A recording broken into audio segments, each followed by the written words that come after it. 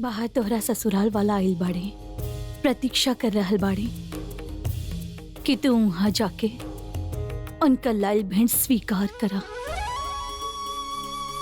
अपना मुंह दिखाई से तू उठ के आ गई रहलू। जलाल बुरा ना मन ले रहल, मगर अब अगर तू वहां ना गईलू तो आमिर के खातिर बहुत बुरा होखी जोधा। अब सब कुछ तोहरे हाथ में बा, सब कुछ।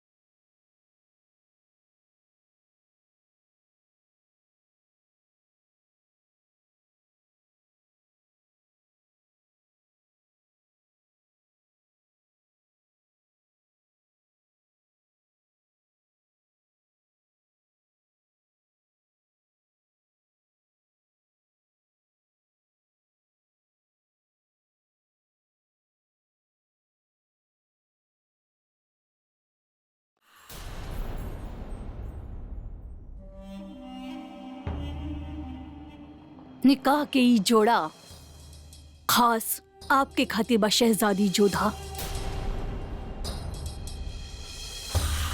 ताका के मलमल पे सोना और मानक के नकाशा, सिर्फ और सिर्फ बेगम खास के महसार हो खिला।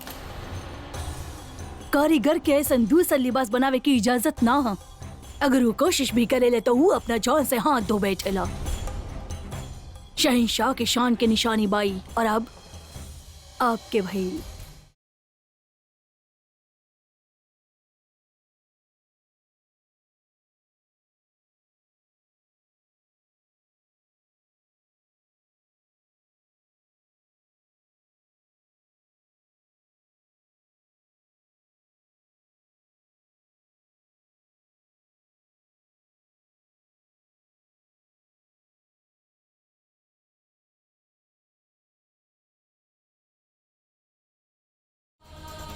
शहंशाह के दिल ख्वाहिशी बाकी जे केहू भी आपके और हमारे जुदाई के कारण बनल बा, हम ओकरा के कभी क्षमा ना करब।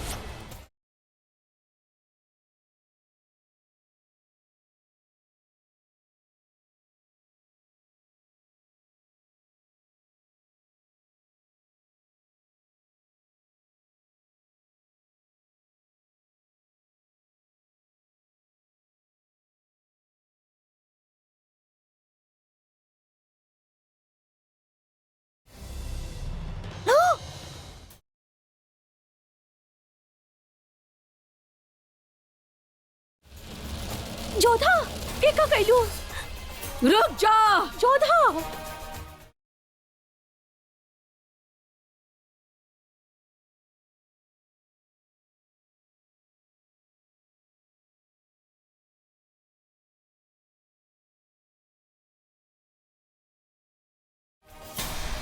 आपके पैगाम शहंशाह तक हम पहुंचाइब।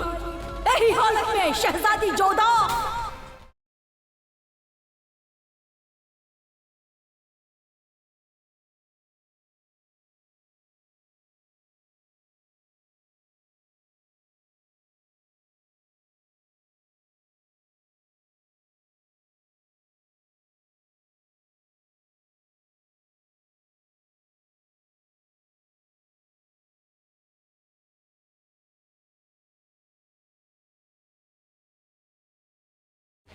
अभी तक रिश्ता जुड़ल भी ना बा और मुगल के ई रुसवाई।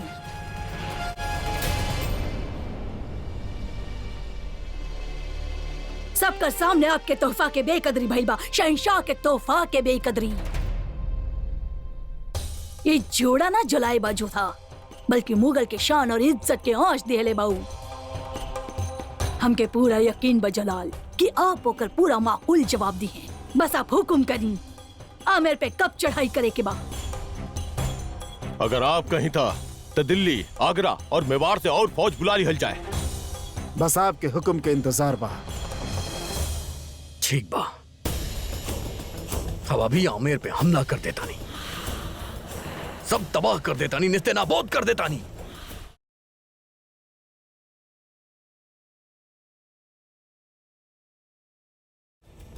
लेकिन ओकरा बात का बड़म्मी, ओकरा बात का होई एकरा हम आपके बतावता नहीं। आमिर जली पर साथ में जलाल के काफियत भी राख हो जाई। आमिर के हर एक बाशिंदा चल के तारीख में अमर हो जाई। नाम होई होकर कि अपन बेटी के खातिर वो अपन सर कटा दे ले, उनका सर कट के भी ऊंचा हो जाए बड़म्मी, मुगल के परचम से भी ऊंचा, और हम ऐसे ना होके दे सकेली। तो का हम ये समझें जलाल कि आप उनके बख्श दिले बानी? मुगलन के बेइज्जती के जवाब ना दी हैं आप? जवाब भी दिहल जाई और ये बेइज्जती के बदला भी लिहल जाई बड़म्मी, पर जंग करके ना, निकाह करके। हम सुन ले बानी, ये लोग अपन वचन के पक्का हो खेले। अगर अपन वचन से निखरिए तो अपन ही नजर में गिर के मर जाइए, और अगर अपन वचन के मुताबिक अपन बेटी के निकाह हमरा से करिए तो इतिहास के पन्ना में ई मर जाइए बड़म्मी।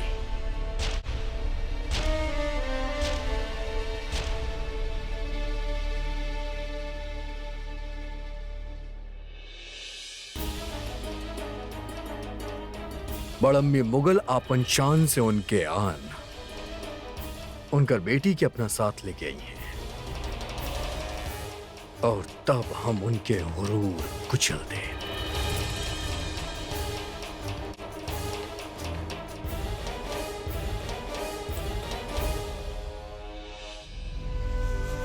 आप तो सबका रक्षा करे लेना कान्हा। जब द्रौपदी के चीर हरण भइल रहे तो आप ही उनका रक्षा कैले रह लेना, तो हमार रक्षा खातिर काहे ना रहल बानी आप? हमार विवाह एक मुगल से होके जा रहल बा और आप देख रहल बानी। इतना बड़ा अनर्थ कैसे होवे दे सकेले आप? कैसे? तुम्हारी दुविधा के एक हल बा हमरा पास जोधा।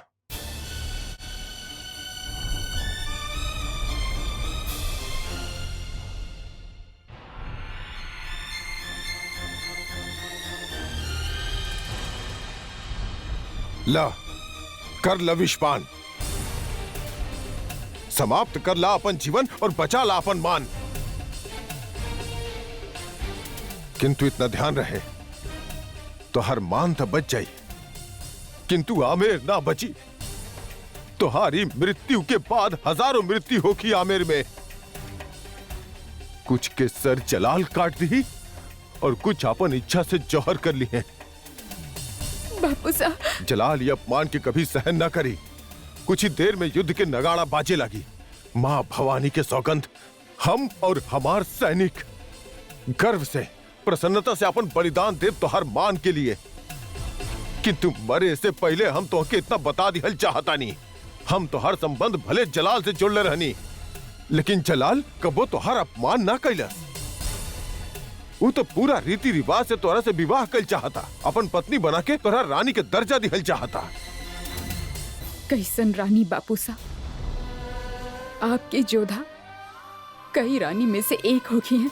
जोधा, कई राजा महाराजा के यहाँ एक से अधिक विवाह करे के प्रथा बा। का पता आगे आए वाला समय में यह संबंध दो धर्म के बीच के दीवार के गिरा दे। भाग्य अपन योद्धा स्वयं चुनेला, और हो सकेला कि भारत के भाग्य बदले खातिर भाग्य स्वयं तोहरा चुन ले होके। प्रेम और शांति फैलावे खातिर ओकरा प्रेम? हम जलाल से घृणा करी ले बापू साहब। ओकर कटल सर देखे चाहत रहनी हम। अगर ये विवाह ना भइल ता आमेर में सैकड़ों सैनिकन के कटल सर देखबू तू। तोहारी ना के मूल्य पूरा आमेर के चुकावे के होखी। आज यदि तू ई विवाह के जगह मर जाइल पसंद करबू तो एक पिता के सर्व गर्व से ऊंचा हो जाई, किंतु एक राजा हार जाई। जोधा, यदि तू ई विवाह खातिर हाँ कर देलू तो हो सकेला कि एक पिता हार जाए किंतु राजा के धर्म बच जाई। हमरा तरफ देखा, देखा जोधा, तू विवाह करा ना करा हमार हार तो सुनिश्चित बा। पहला स्थिति में पिता हार जाई और दूसरा स्थिति में राजा। तो हार निर्णय जे कुछ भी होके अपन मां आके बता दिया।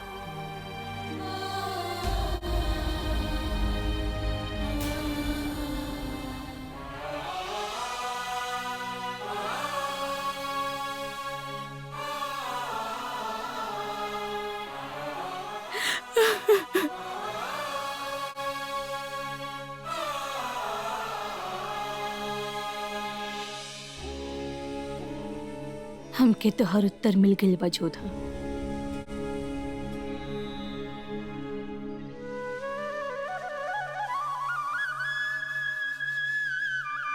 थक गई बानी मासा। जोधा जोधा हमें के सुरक्षित करे के रास्ता चुन ले बिया। वो ई विवाह खातिर मान गई बिया।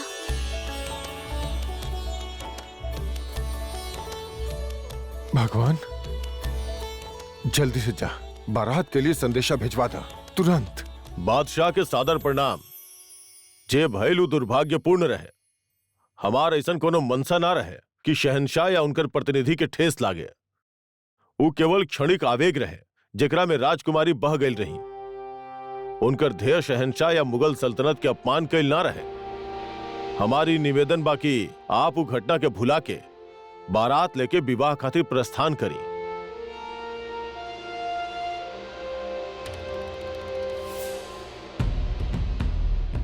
हम जैसन चाहत रहनी वैसन ही भइल।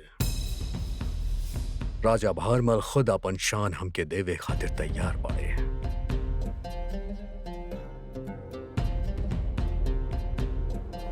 अब सही मायना में हम आमेर पूरा तरह से जीत ले बानी।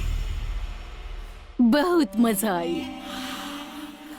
जलाली निकाह चाहत बाड़े और जोधा कोनो भी सूरत में ई निकाह खातिर हाँ ना करी। और जब जलाल जोधा के ई ना सुनी तो जलाल के कहर टूटी आमेर पे।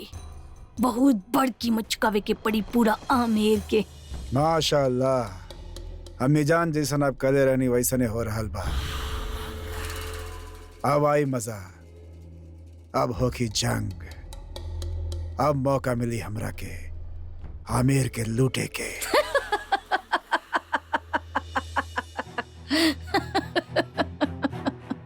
मुबारकबाद हो वजीर आलिया। शहजादी जोधा निकाह करे खातिर राजी हो गई बाड़ी।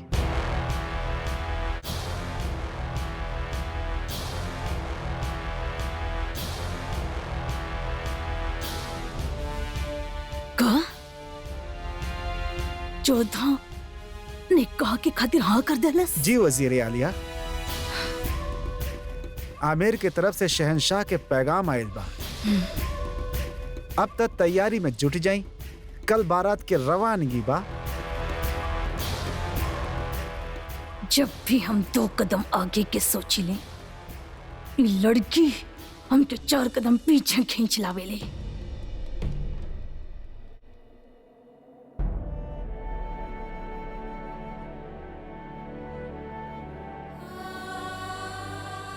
हमके क्षमा कर दा जोधा। सबका साथ साथ हम भी आपके अपराधी बनी।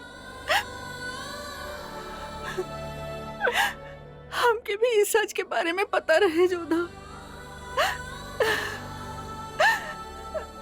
पर हमारे हिम्मत ना भइल कि हम राजा सा के आदेश के विरुद्ध जाई। हम बहुत बुरा बानी जोधा, हम बहुत बुरा बानी। आपके सखी होत हुए भी आपके इतना बड़ा सच से दूर रख ली।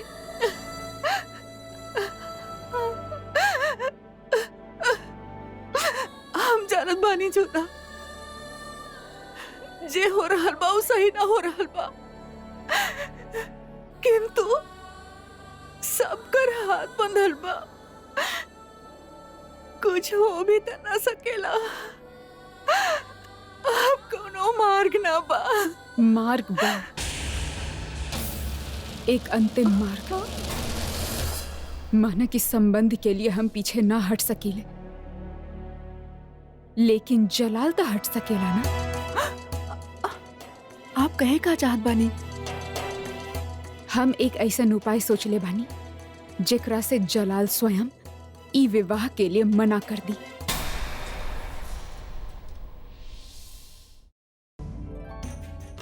भगवान दास, मंडप ऐसन सजे के चाहिए दुनिया देखत रह जाए। मैनावती, अतिथि के खेमा तैयार हो गइल बना, उनकरा कोनो असुविधा ना होखे के चाहिए। जी आप चिंता ना करी, खंगार सिंह सुबह से लागल बा। खंगार सिंह का भाई? खेमे तैयार बा बापू सा, और अतिथिन के अच्छा। स्वागत के तैयारी वो भी पूरा हो चुकल बा। अच्छा बात बा। धन्यवाद बापू सा।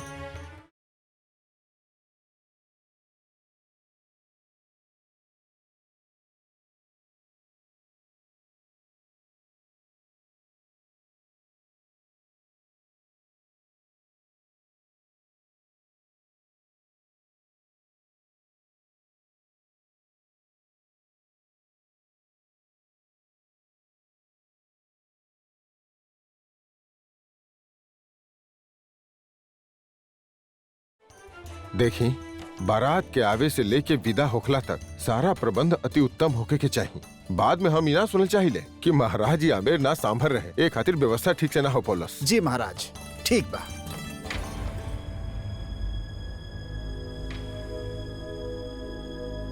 बापू सा, जोधा, हम आपसे कुछ बात करे चाहत बानी। कहा जोधा? हम आपसे एक अनुमति लेवे चाहतानी। कैसन अनुमति? फेरा से पहले हम शहंशाह जलाल से कुछ बात करे चाहत बनी। फेरा से पहले कैसन बात कर रहल बाड़ू जोधा? अब तू अपना होखे वाला पति के एकांत में ना मिल सकेलू। पर दादी सा, हमके उनसे एकांत में ना, जे भी बात करे के बाद सब करा सामने करे के बा। किंतु जोधा, बापू सा, मना मत करिया।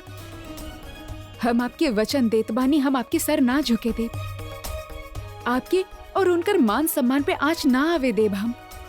जोधा, तू ई संबंध के स्वीकार करके आमेर के बचौले बाड़ू, तोहार इच्छा के मान रखल हमार कर्तव्य बा। हम ठीक कह रहल बानी नमासा? बिल्कुल ठीक कह रहल बाड़ा भरमल। हम अभी शहनशाह के संदेश भेजवावा तानी। भगवान दास,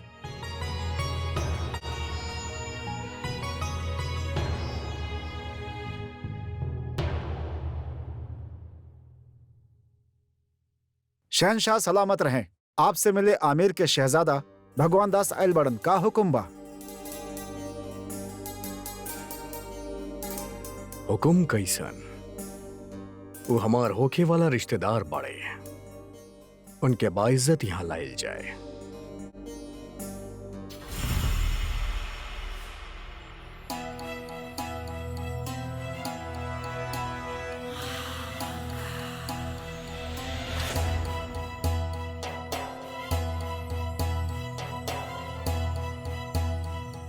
बुरा मत मनिहा, हिफाजत के सवाल है।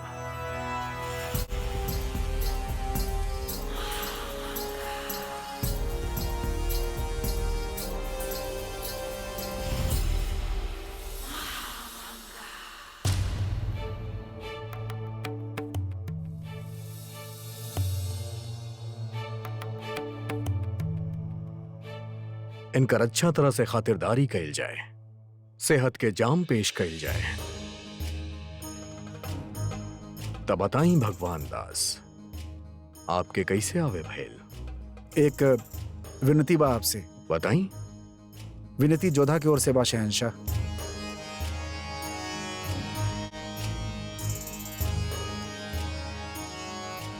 विवाह के पूर्व एक बार वो आपसे कुछ बात के लिए चाहताड़ी।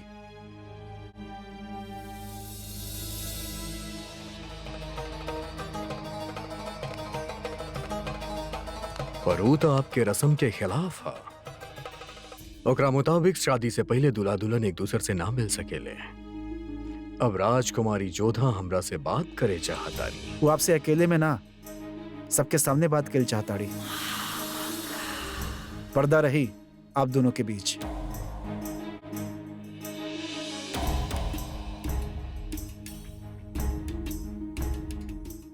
ली शरबत नोज फरमाई। आपके स्वागत खातिर हम आपके आभारी बनी। बाकी बेटी के घर के हम पानी भी ना पीला। पर बैठ तो सकेली ना।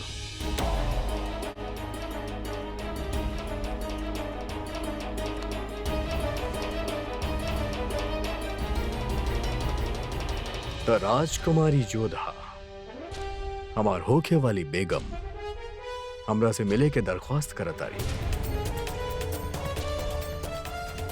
उनके हक बा अपन होखे वाला शौहर से मिले के। हम उनसे मुलाकात जरूर करब। धन्यवाद शहंशाह, आपके बहुत बहुत धन्यवाद। तो बताई कब करी उनकरा से मुलाकात? अभी अगर आपकी अनुमति होखे तो।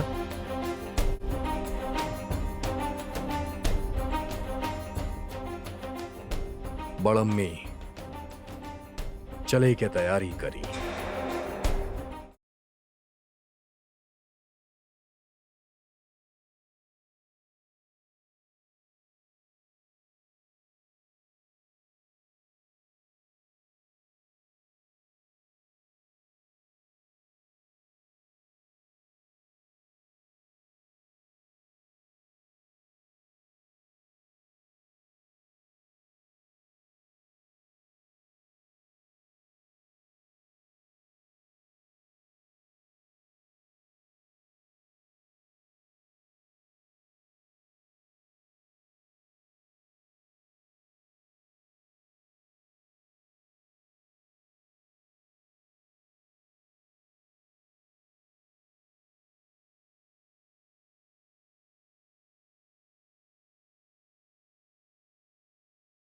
आप हमसे मुलाकात के पैगाम भेजनी फरमाई।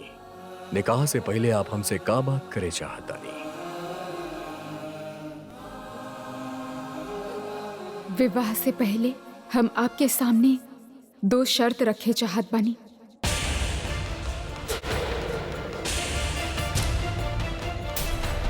पहला, विवाह के बाद हम अपन धर्म ना बदलब।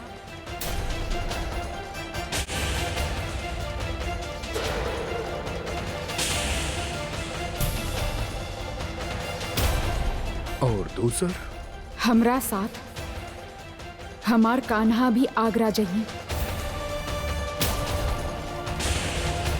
वहां पे विधिवत उनकर स्थापना होगी, उनकर मंदिर बनी।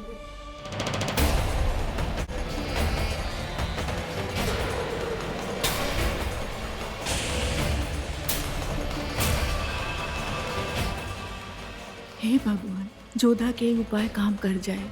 जलाली ब्याह खातिर ना कर दे।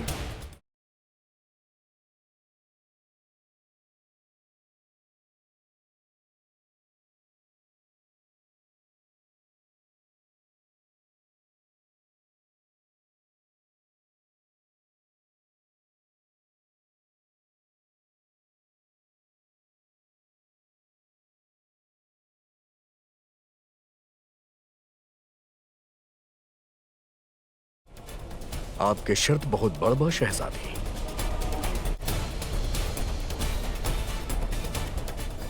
पर इतना बड़ नहीं खे कि हिंदुस्तान के शहंशाह चला दत्ते उनके पूरा ना कर सके।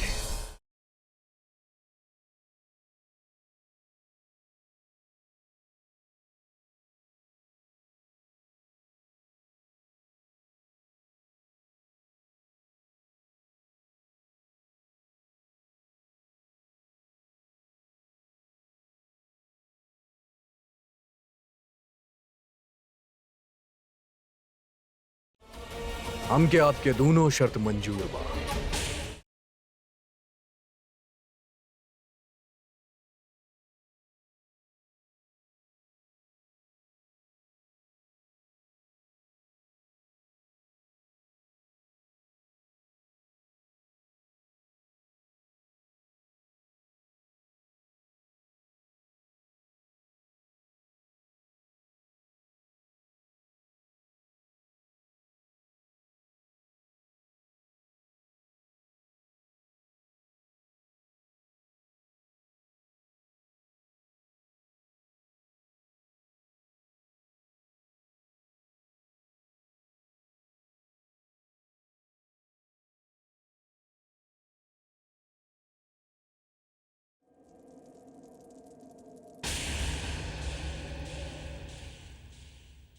जोधा, आज तक हमनी के तोहरा पर गर्व रहे, लेकिन अब ये अभिमान बा कि हम तोहर भाई सा बनी।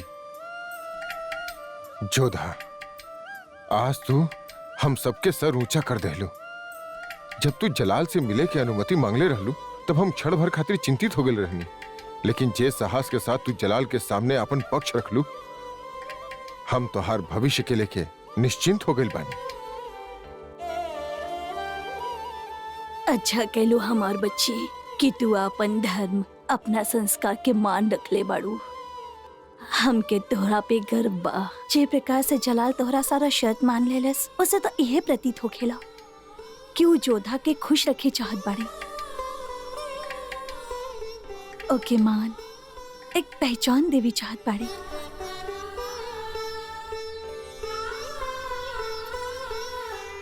तू जीत गेलू जोधा, तू जीत गेलू।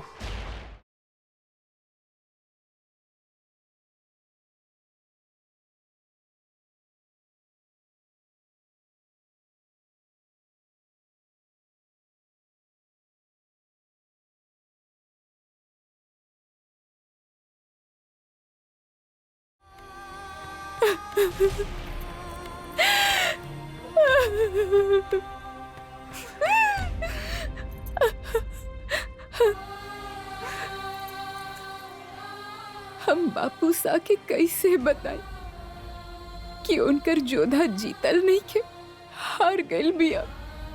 हम हार गइल बानी। अब कौनो आशा, कौनो उपाय ना बा हमरा सामने। मत रो जोधा, कि वो आपके पास हो या ना हो, हम हमेशा आपके पास बानी। और आप जहां भी रहिए, हमेशा आपके पास रहा। हम भी चलब आपके साथ आपके ससुराल। ना, हम तो के जानबूझ के वो आग में ना झोंका। आग में तो हम वही दिन जल के मर गए होती काली मंदिर के बाहर, मगर आप हमार जीवन बचाए रही। अब हमारी जीवन सिर्फ आपके लिए बा जोधा। आपके अच्छा लागे या ना लागे, पर हम आपके साथ कबो न छोड़ब। ई मोती अपन माला कभी न छोड़ी जोधा।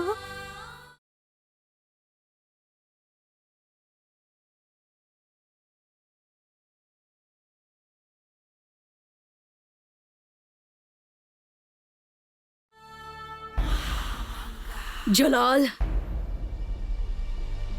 जलाल, हम बस यही जाने चाहत बानी कि आप ऐसा शर्त कबूल ही कैसे कर सकेले। जलाल, अब जाने ले कि हमने के यहाँ बुत परस्ती के मनाई बा, और आप हमने के आगरा के महल में मंदिर बनावे की इजाजत दे देला। काहे जलाल, आप मना भी तक कर सकत रहले। हम शहिंशाह बानी बड़म्बी, हम बिना केहू से पूछे जौन चाहे कर सकेली। पर फिर भी हम आपके जरूर बताई कि हम ऐसन काहे कैली। अगर हम राजकुमारी जोधा के इनकार कर देती, तब पल भर में एगो शहिंशाह से एगो आम रियाया बन जाती। जलाल, हमरे अम्मी, अगर हम जोधा के इनकार कर देती तो वो जीत जाती। शर्त के बहाने वो ये चाहत रहली कि हम कौनो तरह से ये निकाह से इनकार कर दें, और जैसा नु चाहेली हम ओकरा कैसे होके दे सकेली। बड़म्मी, अगर हम जोधा के इनकार कर देती तो पूरा हिंदुस्तान हमार खिल्ली उड़ावत, कहत की कैसन शहिंशाह जे एगो अदद लगी के दो अदद मांग पूरा ना कर पैलस। जोधा हमसे शर्त के बजाय हमसे भीख मंगले बा बड़म्मी, और अगर हम ओकरा भीख ना देती तो हमार खानदान के तैमूर शाह और चंगेज खान के तौहीन हो जात। जोधा हमके वहां बुलैली, हमके नीचा दिखावे खातिर, लेकिन हम उनके मांग पूरा करके साबित कर देनी कि जलाल से बढ़ के हूं नहीं के। हम आपके सारा बात समझ रहल बानी जलाल, फिर भी आज तक हमने के हरम में जे भी बेगम आई बड़ी, वो हमने के मजहब कबूल कैले बिया। इहे कानून बा। हम जौन कहेली है कानून बन जाएला बड़ब्बी। राजकुमारी जोधा के मजहब चाहे जौन भी होके, लेकिन हमार बेगम के हमरा पास आवे के पड़ी हमार सिर्फ एक इशारा पे। बड़म्मी बेगम जोधा के आगरा में ऐसन इस्तकबाल हुई जैसे आज तक कोनो बेगम के ना भइल बा।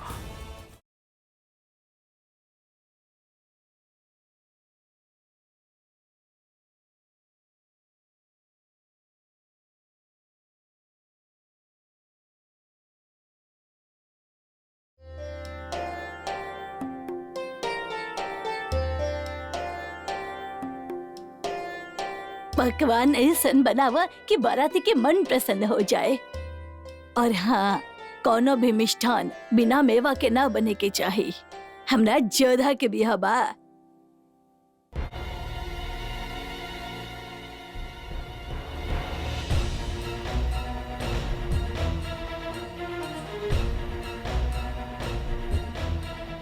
सुजामल,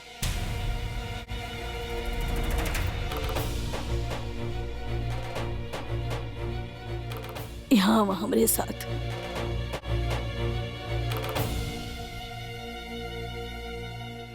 खाने की त्रास कैसे कैले तू? आपन बहन जोधा के ब्याह में सम्मिलित होके लाज ना आई तो के? ऐसन बात अपना मुंह से निकालत जितना अनर्थ करे के रहे तू कर चुकल बाड़। तो हर कारण हम ही दिन देख रहल बानी। और हमार जोधा भी सूर्य भाना जीवित होते तो जोधा के डोली न भारमल सहन कर पाई, न जोधा के अच्छा लगी कि आमेर के विश्वासघाती विद्रोही ओकर विवाह में उपस्थित होके। चल जाए यहाँ से। लेकिन दादी साहब ना बानी हम तो दादी सा कोनो संबंध ना बातों से। सच कहनी आप राजमाता। जे आपन ही बहन के खुशी उजाड़ देले होके उसे केहू संबंध काहे रखी। हम माना था नहीं कि हम आमेर के राज परिवार पे बहुत बड़ बोझ बानी, पर हमार दिल पे कितना बड़ा बोझ बा ये आप भी ना समझ सके नहीं। एक भाई जे आपन ही होके वाला जमाई के मौत के उत्तरदायी होके, एक भाई जे अपन बहन के दिहल वचन के पूरा न कर पौले होके, वो वचन जे वो अपन दादी सा के गोद में बैठ के ओकरा दिहले रहे कि वो हमेशा ओकर रक्षा करी, ओकर विवाह में सबसे अधिक नाची, ओकर फेरा के समय ओकरा पे फूल बरसाई और ओकर डोली के कंधा भी दी, पर अपन कोनो भी वचन पूरा न कर पावले होके वो भाई ऐसन भाई के क्षमा मिले के कोनो अधिकार नहीं थे, ना ही अपन बहन से और ना ही अपन दादी सा से। बस वो भाई आपके सामने हाथ जोड़ के विनती कर सकेला ओके अपन बहन के ब्याह में उपस्थित रह दिहल जाए। मासा, एकरा से पहले कि मैनावती तो के देख ले, चल जा यहाँ से। विलंब मत कर, जा।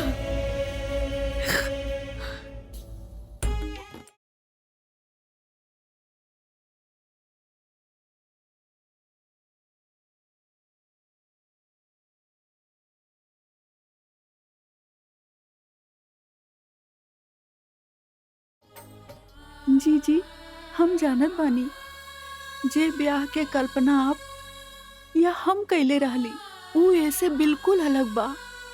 ई ऊ ब्याह ना बा जेकर सपना आप देखले रहली।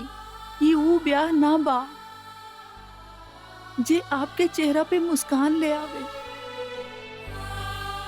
पर जीजी, आपकी ई बहन हर वो प्रयास करी कि आपके होठ पे मुस्कुराहट ला सके।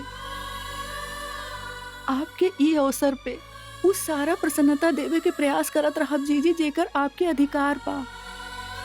याद बा जीजी, बचपन में गुड़िया के विवाह पे कैसे खेलत रहली हम दोनों।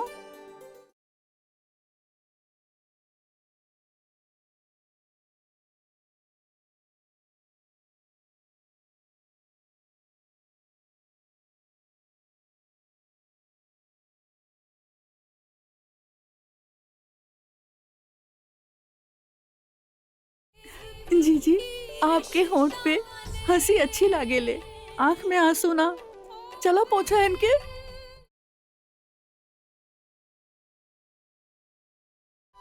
ब्याह के समय बेटी की आंख में आंसू ओकर आभूषण होखेला, समझ लो।